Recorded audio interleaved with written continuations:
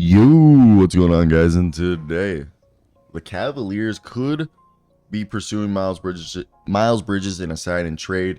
As you guys know, at this point, Miles Bridges or DeMar DeRozan, depending on how you view the two players, are the best remaining players on the free agency market.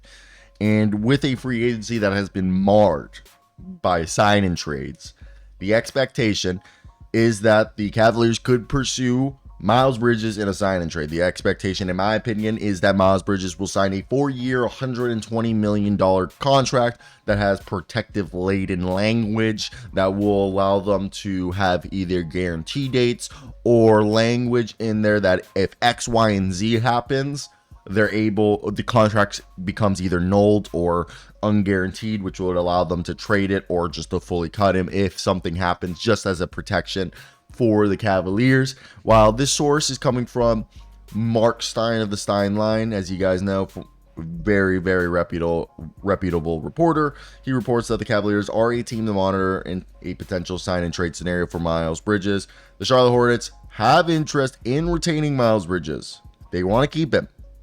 Miles Bridges played this past season on a 1-year, $7.9 million deal after coming off a suspension for the felony domestic assault incident that he pled no contest. His deal had a no trade clause in his contract. After sitting out the 22-23 season as his legal situation was resolved, Bridges averaged 21.7 rebounds, 3.5 assists on 37 minutes a night while shooting 69, while playing in 69 games.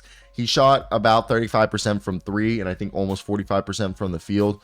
He basically had a higher usage rate and was put on a better volume. He's represented by Clutch Sports. The Los Angeles Clippers have also been linked to him, but I kind of think they spent all the money that they would have used to get him. Now, on this channel, something that we really like to do is hop into Fanspo to just kind of create an illusion, to give a better version of this trade, or give a visualization of what this trade could potentially look like. And that's something that I think a lot of people would like to see, because it helps you just, determine what the right value for a guy like Miles Bridges is going to be. Again, I do think a 4-year, $120 million deal makes the most sense in my mind, that pays you $30 million, because the way I see it is he should be getting paid similarly to, like a lot of these wings that are making $90 to $100 million. You could say he's a tad bit better, so you should make a little bit better or more. But then there's other guys who are making closer to 150, and he's not worth that. So I think 120 is a good, barometer in the middle. So a Cavaliers sign and trade for Mr. Miles Bridges.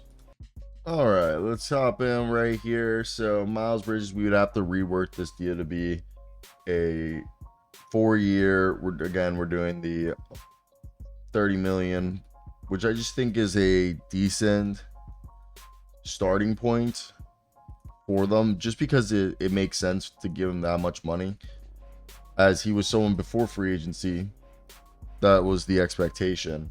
So it's always interesting to see how this all plays out. All right, so there we go. Miles Bridges, 4-year, $120 million deal. That means they can take back $15 million in salary. Would you just trade for Max Strus? Or I've thought about this, and to me, the most likely thing, Dean Wade and George Niang.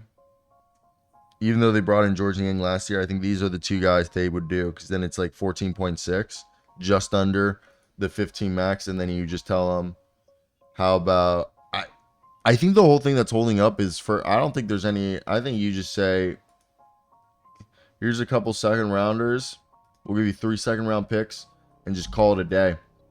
I don't think the value is worth anything more. What do you guys think right there?